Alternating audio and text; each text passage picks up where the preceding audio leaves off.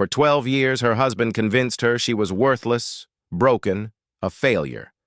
Then, on one freezing November night after she'd lost everything, a widowed father with 5 grieving children found her alone on a bench and chose her anyway.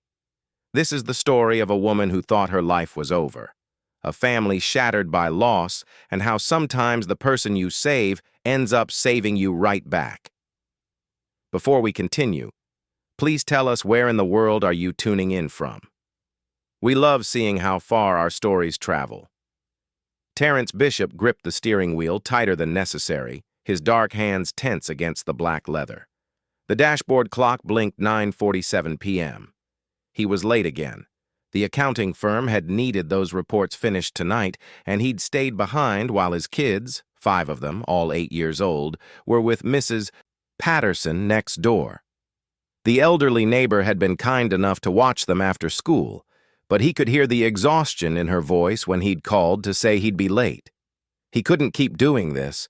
The streetlights cast long shadows across the empty road as Terrence turned onto Cedar Avenue. That's when he saw her.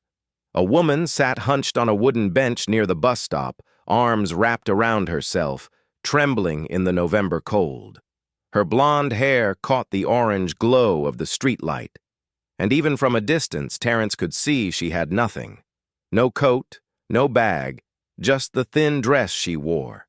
He should keep driving. God knows he had enough problems. But his foot hit the brake before his mind could argue. Terrence pulled over, leaving the engine running. He stepped out, the cold air biting at his face. "Miss, are you all right?" The woman's head snapped up, and Terrence saw fear flash across her face, raw primal fear that made him take an instinctive step back, hands raised. "I'm not going to hurt you," he said quickly. You're shivering. It's freezing out here." Up close, he could see her better. 30-something with straight blonde hair that fell past her shoulders and a fringe that partially hid her eyes. Those eyes, hazel and haunted, stared at him with a mixture of suspicion and desperation. "I'm fine," she whispered, but her voice cracked on the word. "You're not fine." Terrence kept his distance, his voice gentle. "When's the last time you ate?" She didn't answer. Her gaze dropped to her hands, and that's when Terrence noticed the bruises on her wrists, red-brown marks that told stories he didn't need to hear to understand. Something in his chest tightened. "Look, I'm not asking for your life story, but it's going to drop below freezing tonight. There's a diner 2 blocks from here. Let me buy you a meal at least." "I don't have any money to pay you back." "I'm not asking you to." Catherine Miller looked up at this stranger, this tired-looking black man with kind, deep brown eyes and worry lines etched into his forehead, and felt something she hadn't felt in months. Hope.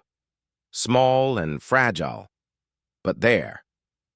"Why?" she asked. Terrence ran a hand over his close-cropped hair, letting out a breath that clouded in the cold air. "Because someone helped me once when I needed it. Because you look like you need it now. And because," he paused, his expression softening, "because I'd want someone to do the same if it was someone I cared about sitting out here alone." Catherine stood slowly, her legs stiff from sitting for hours. She swayed slightly, and Terrence instinctively reached out to steady her, then stopped himself when she flinched. "Sorry. I've got 5 kids at home. I'm used to catching people before they fall." 5? Despite everything, surprise colored her voice. "Quintuplets." Terrence's smile was tired but genuine. "It's chaos. Complete beautiful chaos." They walked to his car and Catherine hesitated at the passenger door. "I promise I'm not a serial killer," Terrence said with a slight smile. "Though I understand if you don't want to get in. I can just give you money for the diner if you'd prefer." But Catherine was already opening the door. What did she have to lose? She'd already lost everything. The diner was nearly empty, just an older couple in the corner booth and a waitress who looked ready for her shift to end. Terrence ordered coffee and a burger for himself, then looked at Catherine. "Get whatever you want." She ordered soup and bread, her stomach too knotted to handle anything heavier. When the waitress left, an awkward silence settled between them. "I'm Terrence Bishop." "Catherine." She didn't give her last name. Miller belonged to her old life, and she wasn't sure she wanted to carry it anymore. "So, Catherine," Terrence wrapped his hands around his coffee mug. "Are you from around here?" "No, I just arrived today." That was true enough. She'd taken a bus as far as Dr. Richardson's money would take her, ending up in this small town she'd never heard of before. Then her bag had been stolen within hours, leaving her with nothing but the clothes on her back and the one thing she'd kept in her pocket, a small locket that had belonged to her mother. "Do you have somewhere to stay?" Catherine's silence was answer enough. Terrence studied her for a long moment. He was good at reading people. Had to be. With 5 kids who each had their own ways of hiding pain, this woman was running from something. Someone. The bruises, the fear in her eyes, the way she sat angled toward the exit. It all told the same story. He should offer her money for a motel. That would be the smart thing, the safe thing. Instead, he heard himself say, "I have a guest room." Catherine's head snapped up. "What?" "I'm serious." Even as the words left his mouth, Terrence wondered if he'd lost his mind. "It's not much, and my house is, well, like I said, it's chaos, but it's warm, it's safe, and you'd have a roof over your head." "You don't even know me." "No," Terrence admitted. "But I know what it's like to feel like you're drowning, and I know what it's like when someone throws you a rope." He met her eyes. "I'm not expecting anything. You can leave whenever you want, but right now you need help, and I'm offering it." Catherine felt tears prick her eyes. After everything David had put her through, after years of cruelty disguised as marriage, here was a stranger offering kindness with no strings attached. "Why would you do that? You have kids. You don't know anything about me." Terrence took a sip of his coffee, choosing his words carefully. 2 years ago, my wife died. Cancer left me with 5 6-year-olds who just watched their mother fade away. His voice remained steady, but Catherine could hear the pain beneath it. "I was drowning. Couldn't keep a nanny for more than 2 weeks. Work was suffering. The kids were suffering. I was barely keeping my head above water." He looked at her directly. "I still am, if I'm being honest. Every nanny I hire quits within days. They all say the same thing. The quintuplets are too difficult, too much to handle. And they're right. My kids are grieving. They're acting out, and I don't know how to help them anymore." Catherine understood immediately. "So, you're not just offering me help. You're hoping I might help you." "I'm being selfish, yes. But I meant what I said. You need a place to stay. I have one. No pressure. If you want to just rest and leave tomorrow, that's fine. But if you're looking for something more, I could use help with the kids in exchange for room and board." It wasn't charity. It was a transaction, which somehow made it easier to accept. "I've never taken care of children before," Catherine said quietly. "Have you ever been around chaos?" Despite everything, a small smile tugged at her lips. "Yes, I have." "Then you're already qualified." Terrence's house was a modest 2-story home in a quiet neighborhood.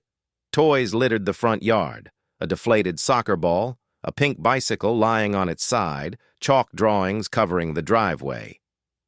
"Sorry about the mess," Terrence said as he unlocked the front door. "I gave up on perfection about 2 years ago."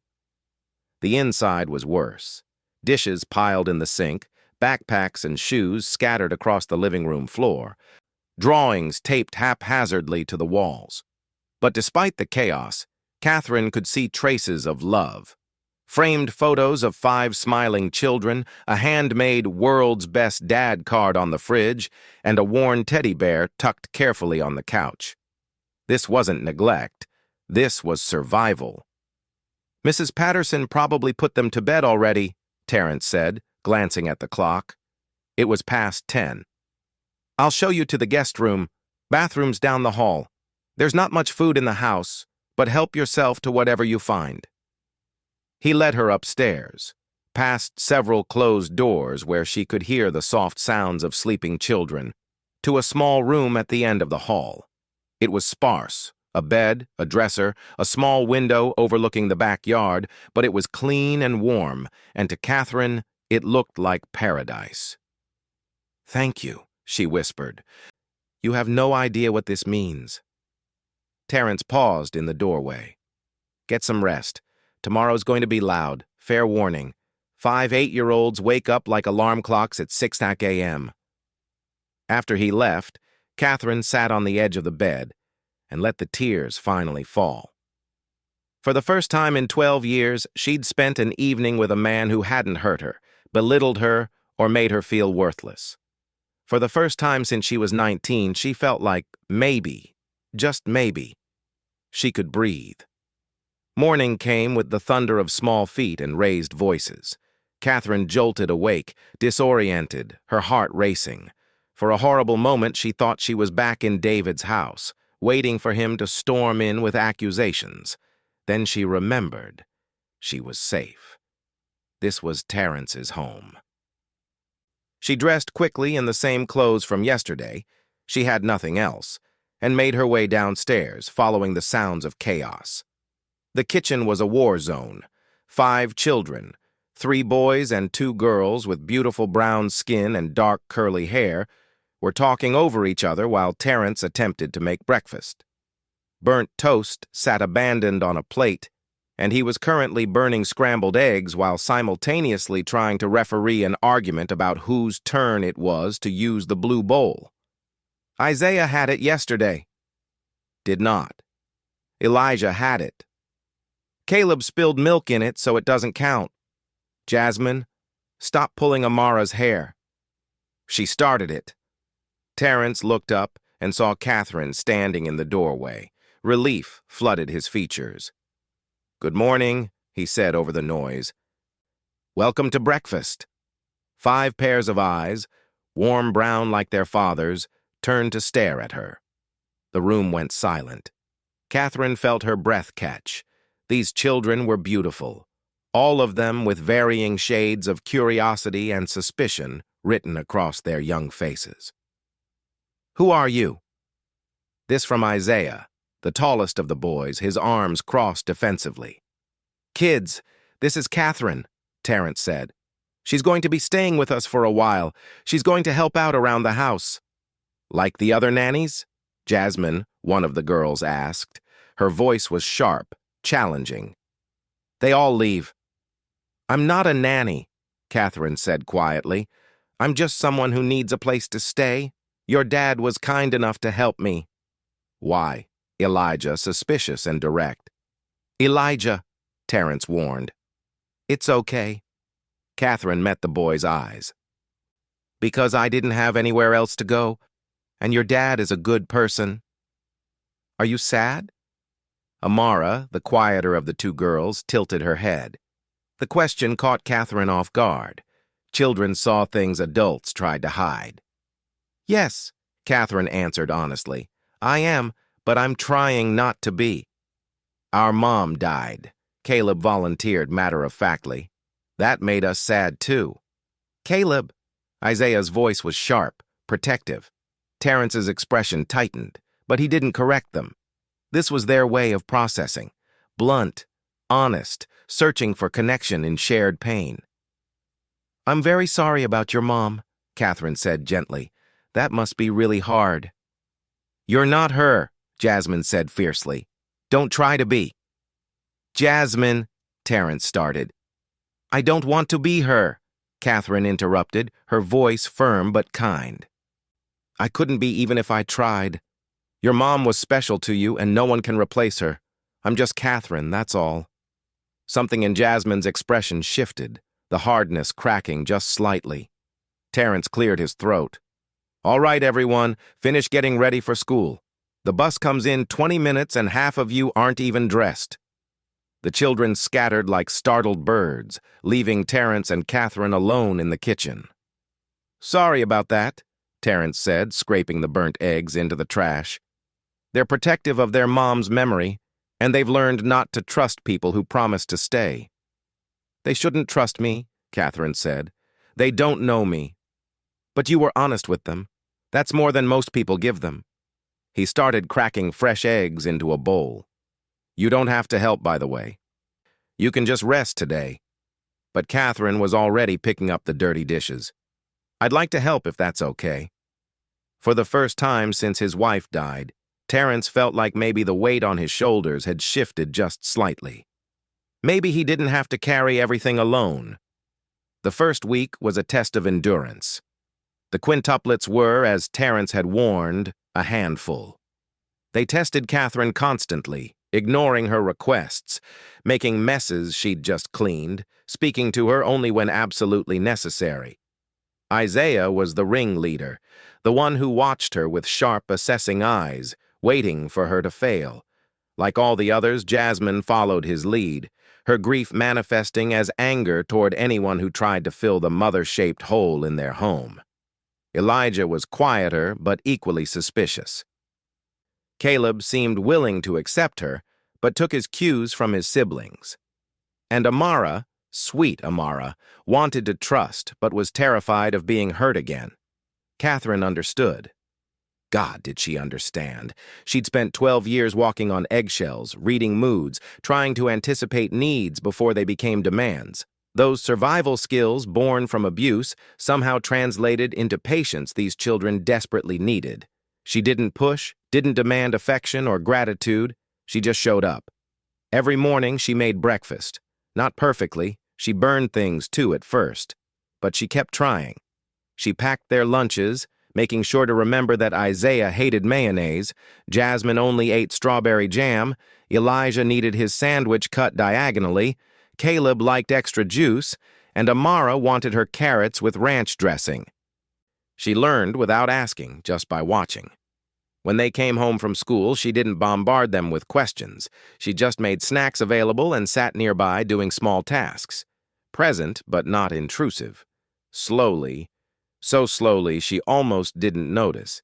They started softening. It was Caleb who cracked first. Catherine was folding laundry in the living room when he appeared, clutching a wrinkled piece of paper. "Can you help me?" he asked, his voice small. "Of course. What do you need?" He showed her the paper. A drawing assignment for school. "We're supposed to draw our family, but I don't know how to draw Mom anymore. I can't remember exactly what she looked like." Catherine's heart broke. "Can I see photos of her?" Caleb led her to Terrence's study, where a framed photo sat on the desk. A beautiful black woman with warm eyes and a bright smile, her natural hair styled in elegant twists, holding 5 babies, newborns swaddled in rainbow-colored blankets. "She was beautiful," Catherine said softly. "Your dad keeps her picture here so he can remember her while he works. That's love, Caleb." "Do you have pictures of your mom?" Catherine touched the locket around her neck, the one thing she'd managed to keep. "Just one in here. She died when I was young, too." "Did you forget what she looked like?" "Sometimes the details get fuzzy," Catherine admitted. "But I never forgot how she made me feel, safe, loved. That doesn't fade even when faces do." Caleb considered this. "Dad says Mom loved us more than anything. Even when she was sick and the medicine made her tired, she still read stories." "Then that's what you draw," Catherine suggested. "Not just what she looked like, but what she did. Draw her reading to you. Draw the feeling." Caleb's face lit up. He sat at the coffee table, and Catherine sat across from him folding laundry while he drew. He didn't ask her to help with the actual drawing. He just wanted someone there. Someone who understood that grief wasn't something you got over, but something you learned to carry. When Terrence came home that evening and saw Caleb's drawing, his mother reading to 5 small figures on a couch, he had to step outside for a moment. Catherine found him on the porch, his shoulders shaking. "I couldn't help him with that," Terrence said roughly. "Every time they ask about her, I freeze." "I don't know how to talk about her without falling apart." "You don't have to have all the answers," Catherine said quietly. You just have to be there. You're doing better than you think. Terrence looked at her, really looked at her, and for the first time wondered about the scars she carried. She'd been with them for a week, and he knew nothing about her except that she'd been hurt and she needed help.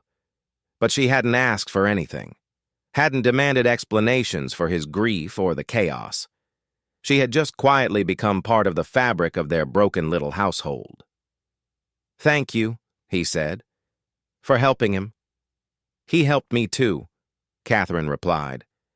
And it was true. These children with their raw grief and honest emotions were teaching her that it was okay to feel, okay to heal. By the second month, Catherine knew she couldn't just stay in Terrence's house indefinitely without contributing beyond childcare. I need to find a job, she told Terrence one evening. You help with the kids. That's not enough for me. Catherine met his eyes. I spent 12 years being financially dependent on someone who used it to control me. I need to stand on my own feet. Terrence understood. What kind of work are you looking for? Anything. I'll start anywhere. She found a position at a local bookstore, part-time working while the kids were at school. It wasn't much, but the paycheck was hers. Her name on it, her independence.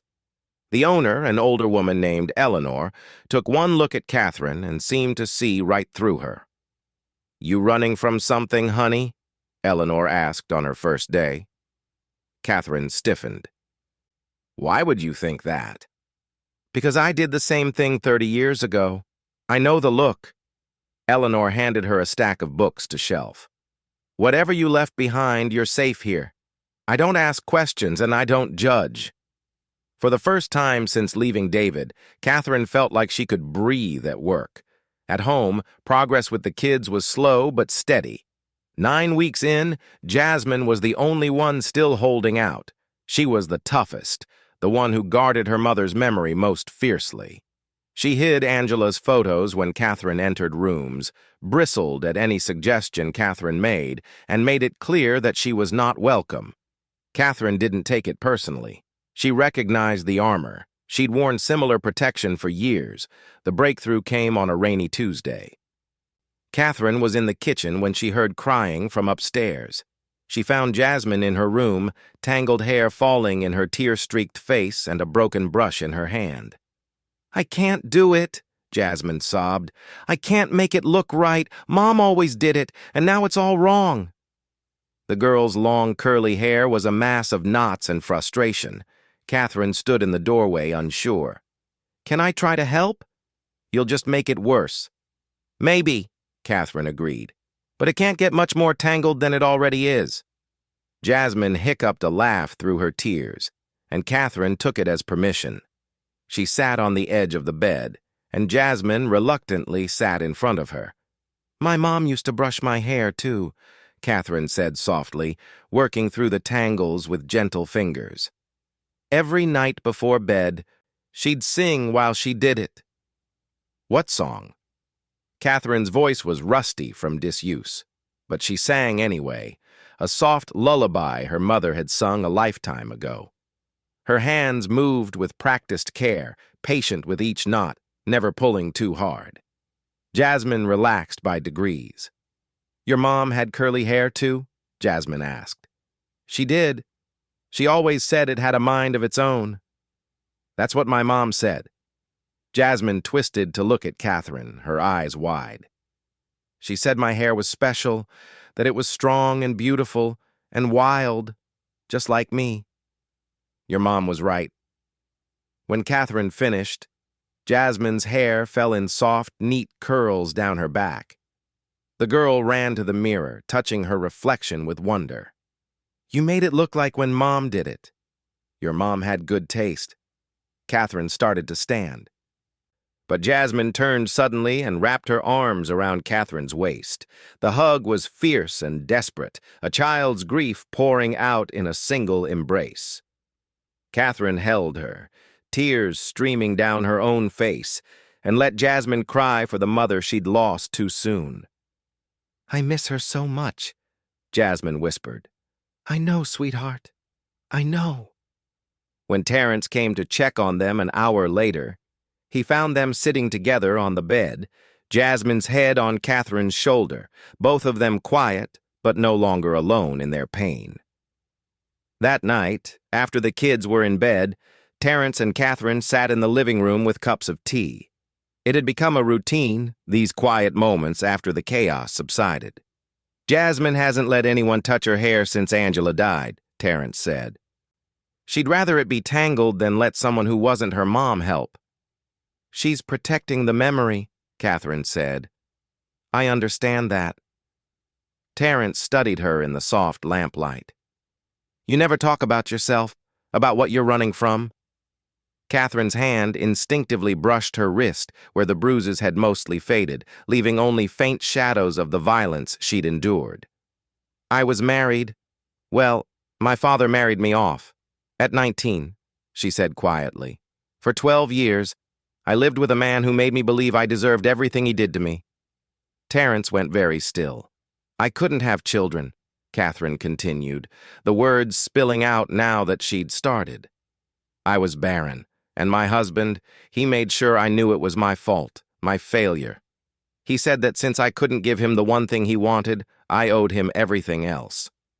My time, my dreams, my body. Her voice cracked. I finally got pregnant. After 12 long years, I was finally pregnant. I was overjoyed yet terrified, barely believing it was real. I couldn't tell him immediately. I had to be certain. I didn't want to disappoint him. Tears spilled down her cheeks, her voice trembling with every word. He beat me one night when we came home from a party, all because I smiled at his business partner when he said I looked nice. A smile. She swallowed hard. He said I was embarrassing him, flirting. I kept begging him to stop, telling him it was nothing, that I would never do anything to shame him.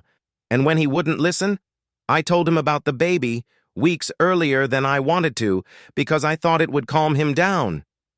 Her breath caught. But he called me a liar, said I was trying to trap him. The next thing I remember is waking up in a hospital bed and they told me the baby was gone. That was the moment I lost it.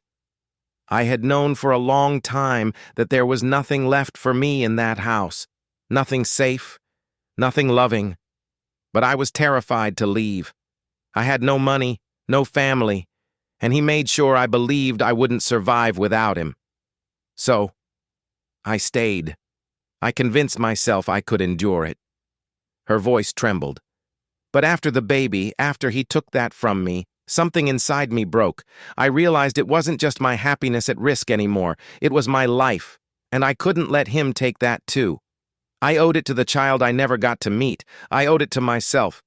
So I made up my mind to leave. Christ, Terrence breathed. Our family doctor, the only person who knew what he'd been doing to me all these years. She helped me fake my death, helped me escape. I ran here with the money she gave me, planning to start over, but I got robbed on my first day, and everything she'd given me was gone. Catherine met his eyes. Then you found me on that bench. Terrence was silent for a long moment. When he finally spoke, his voice was rough with emotion. I'm sorry for all of it. You deserved none of that.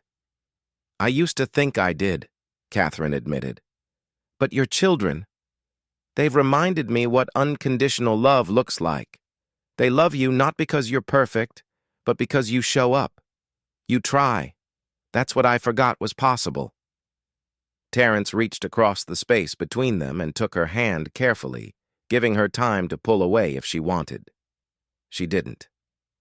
You're not alone anymore, he said. Not if you don't want to be. Something warm bloomed in Catherine's chest. Fragile and new, but unmistakably real. Hope again, stronger this time. The months rolled forward, and the household found its rhythm. Catherine became not a replacement mother, but something else entirely, a steady presence the children could depend on. She learned to braid hair and referee arguments.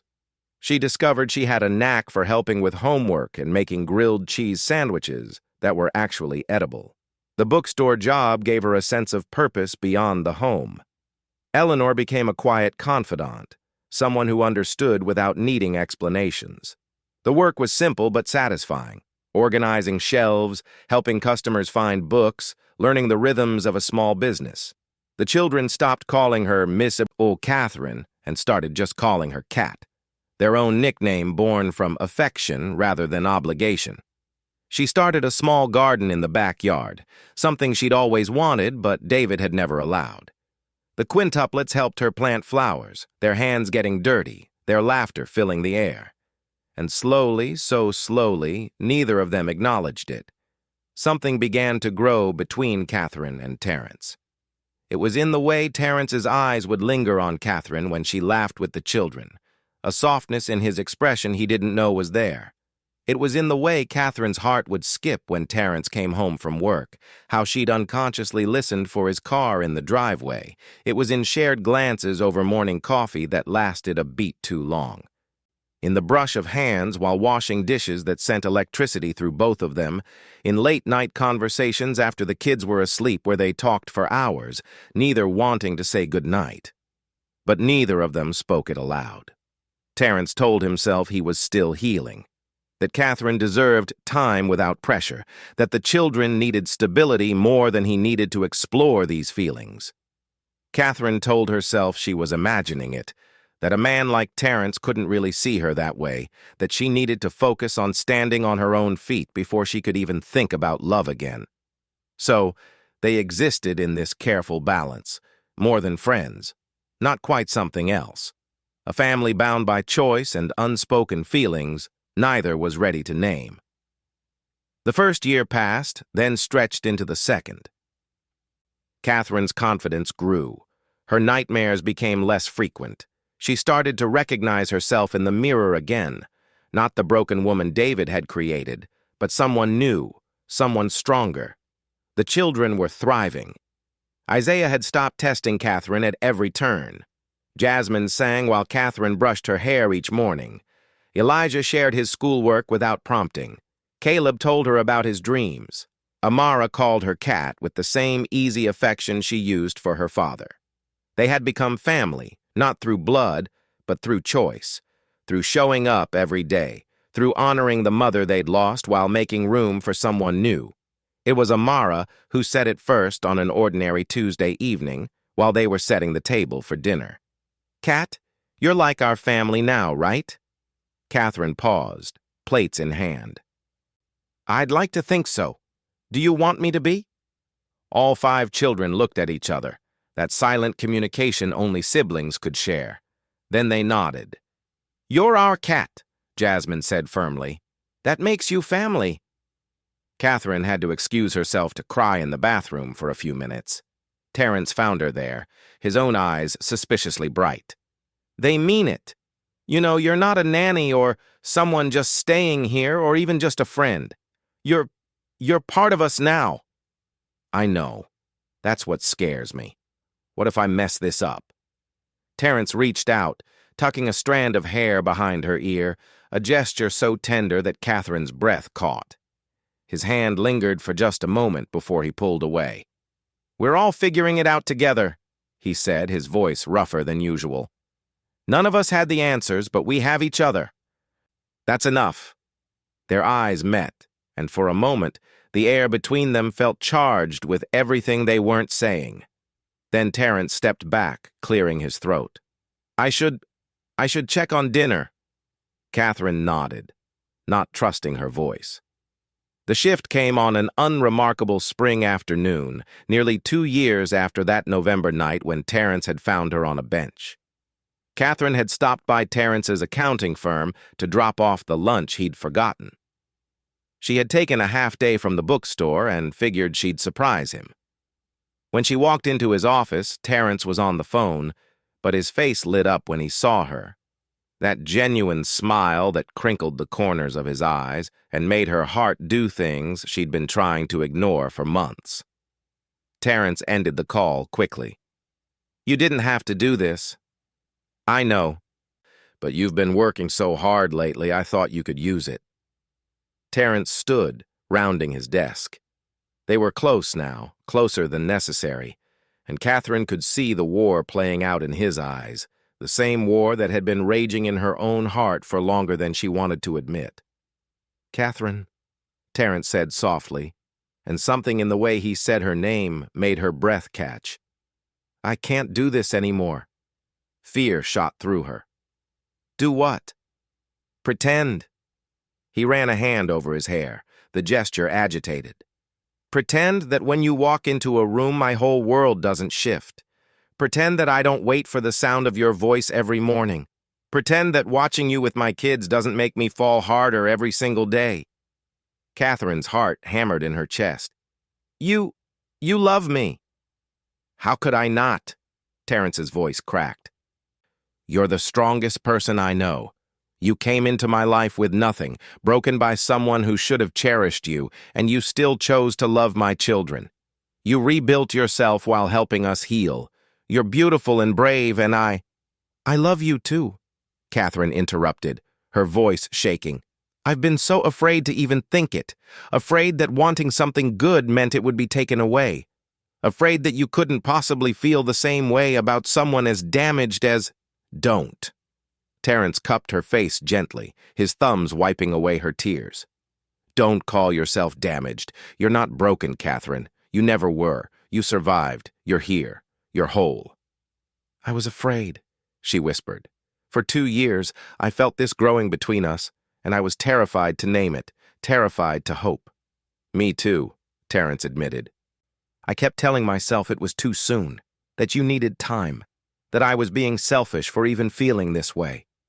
But Catherine, these 2 years, watching you become yourself again, watching you love my kids, watching you build a life, I fell in love with every version of you. The scared woman I found on that bench, the patient caretaker who won over 5 suspicious children, the independent woman who insisted on getting her own job, the fierce survivor who faced down her past, all of you." Catherine reached up, her hand steady now, no longer trembling with fear but strong with certainty, and pulled him closer. "I can't promise I won't be scared sometimes," she said. "I can't promise I won't have bad days where the past creeps back in." "I don't need perfect," Terrence said. "I just need you to be honest. I need you exactly as you are. And I promise I'll never hurt you. I promise that whatever this is between us, it's real and it's safe." Catherine kissed him. It was soft and tentative at first, then deeper. 2 years of unspoken feelings, of careful distance, of wanting but not daring to hope, all pouring into this single moment. When they pulled apart, both of them were crying and smiling at the same time. "What do we tell the kids?" Catherine asked. "The truth," Terrence said, "that we love each other, that this doesn't change how much we love them, that we're still the same family we've been building, just finally admitting what's been there all along." That evening, they sat the quintuplets down, now 8 years old and far more perceptive than anyone gave them credit for. "We need to talk to you about something important," Terrence began. 5 pairs of eyes watched them curiously. Jasmine and Isaiah exchanged a knowing look. "Finally," Jasmine muttered. "What?" Terrence blinked. "You two have been making googly eyes at each other for like forever. We thought you'd never figure it out." Catherine felt her face heat. You knew." "Everyone knew," Elijah said. "Mrs. Patterson told us you were clearly smitten like 6 months ago. We had a bet on when you'd finally do something about it," Caleb added cheerfully. "Jasmine won." Terrence looked at Catherine, who was torn between embarrassment and laughter. "So, you're okay with this? With your dad and me being together?" Amara stood up and walked to Catherine, taking her hand. "Kat, you've been ours for 2 years now. Dad being happy with you just makes it official." "We already told you you're our family," Jasmine said, her voice softer than usual. "This just means Dad finally got smart enough to see what we've known all along." "Which is?" Terrence asked. The 5 children looked at each other, then back at their father and Catherine. "That you belong together," Isaiah said simply. "All 7 of us." But healing is never linear, and the past doesn't stay buried forever. 6 months later, 2 years after Catherine had arrived, she saw it. A news article online about David. He was being interviewed for a charity event, speaking eloquently about supporting grieving spouses. His perfect smile plastered across the screen. Catherine's hands shook so violently she dropped her phone. Terrence found her in the bathroom sitting on the floor, hyperventilating. He's still out there living his perfect life, pretending to be some kind of saint while I'm supposed to be dead and he gets to just... Hey. Terrence knelt beside her, careful not to crowd her. Breathe with me. In and out. You're safe. He killed our baby. He beat me for 12 years and the world thinks he's some kind of hero. Terrence helped her to her feet, guided her to the couch, and just held her while she fell apart. When she'd cried herself out, he asked the question gently. What do you want to do? What can I do? I'm dead. Remember, if I come forward, I'm admitting I faked my death. I could go to jail. Dr. Richardson, the doctor who helped you, does she still have the medical records? Catherine looked up, hope and fear warring in her expression. She said she kept everything just in case. Then you have evidence. Evidence of 12 years of abuse, of what he did to you, to your baby. Terrence took her hands. Catherine, you don't have to let him win, not anymore. I'm scared. I know, but you're not alone this time. Terrence's voice was fierce. You have me. You have the kids. You have a whole life now that he can't touch. And Eleanor at the bookstore. She'll testify about the shape you were in when you first arrived. Mrs. Patterson saw you that first week. You have people who will stand by you. The next morning, Catherine called Dr. Richardson. The doctor still had everything. Photos of injuries documented over the years, medical records of the miscarriages, notes about the final beating that had cost Catherine her baby and nearly her life. I kept them because I knew you might need them someday. I knew he didn't deserve to walk free.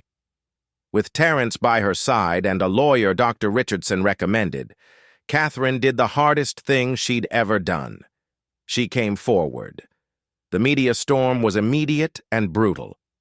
Catherine Miller, presumed dead, resurfaces with shocking abuse allegations against prominent businessman David Miller. David's response was predictable. Denial, claims that she was mentally unstable, threats of lawsuits. But Catherine had evidence. 12 years of documented abuse, medical records, photos. Dr. Richardson's testimony, Eleanor's statement about the condition Catherine had been in when she started at the bookstore, Mrs. Patterson's account of the frightened woman who'd appeared in Terrence's home. The quintuplets heard bits and pieces despite Terrence's efforts to shield them. One evening, Isaiah approached Catherine in the kitchen. The kids at school said you were married to a bad man, that he hurt you. Catherine's heart sank. She knelt to his level. Yes, that's true. Like really hurt you? Yes. Isaiah's young face was fierce. If he ever comes here, I'll protect you. I'm strong now. Catherine pulled him into a hug, tears streaming. You already protect me, sweetheart. All of you do. You remind me every day what love is supposed to look like. Jasmine appeared in the doorway, the other three trailing behind her. You're the bravest person I know, Kat. Braver than any superhero. We love you, Amara added simply. Elijah nodded solemnly. And we're going to stand with you, all of us. Even if it gets hard, Caleb added. And just like that, surrounded by 5 8-year-olds who'd claimed her as their own, Catherine found the strength to see it through. The trial was grueling. David tried every tactic, character assassination, manipulation, using his wealth and connections to paint Catherine as a liar and a fraud. But the evidence was overwhelming. Dr. Richardson's testimony was damning. Eleanor testified about Catherine's physical and emotional state when she'd first hired her. The flinching, the fear, the way she'd worked through panic attacks in the back room. Mrs. Patterson described the terrified woman who'd appeared in Terrence's house with nothing but the clothes on her back. And when the jury saw the photos, Catherine's bruised body, the medical reports of broken ribs, the documentation of the miscarriage caused by blunt force trauma, there was no denying the truth. David Miller was found guilty on multiple charges: domestic violence, assault, coercion, and more. When the verdict was read, Catherine didn't feel triumph, just exhaustion and relief. It was over. Terrence was waiting outside the courtroom with the quintuplets who'd insisted on coming even though they couldn't go inside. They rushed to her, 5 bodies colliding with hers in a group hug that nearly knocked her over. "You did it!" Caleb cheered. "He can't hurt you anymore," Elijah said. "Can we go home now?" Amara asked. Home. Yes, they could go home. 6 months later, on a perfect autumn day, Catherine stood in the garden she'd planted with 5 eager helpers. She wore a simple white dress, flowers from the garden in her hair. The quintuplets stood around her, Isaiah and Elijah in tiny suits, Caleb with a ring-bearer's pillow, Jasmine and Amara in matching lavender dresses with flowers woven into their natural hair. Terrence stood beneath an arch they'd all built together, looking at Catherine like she'd hung the stars. "You sure about this?" he'd asked the night before. "Instant family of 7 is a lot." Catherine had laughed. "I've been sure since the moment 5 kids decided I was theirs." Now, as they said their vows in front of a small gathering of friends, Mrs. Patterson, Dr. Richardson, Eleanor from the bookstore, Terrence's colleagues, Catherine felt a completeness she'd never imagined possible. When it came time for Caleb to bring the rings, he stopped and looked at Catherine seriously. "Our mom would have liked you," he said. "She would have wanted Dad to be happy again. And us, too." Catherine's voice was thick with emotion. "I'll never try to replace her, Caleb. I promise." "We know," Jasmine said, stepping forward. "You're not our mom. You're our cat. That's different, but it's good." The ceremony continued with tears and laughter, and when Terrence kissed his bride, 5 children cheered so loudly the neighbors probably heard. That evening, after the celebration, after the kids had gone to bed, Catherine and Terrence stood in their garden under the stars. "Thank you," Catherine said softly. "For what?" "For seeing me that night. For stopping. For offering me more than shelter. For offering me a family. For giving me 2 years to heal before asking for more." Terrence pulled her close. "You gave us just as much, maybe more. You taught our kids that it's okay to love again without forgetting. You taught me that broken doesn't mean finished. And you taught all of us that family isn't just about biology or even marriage. It's about choosing each other every single day.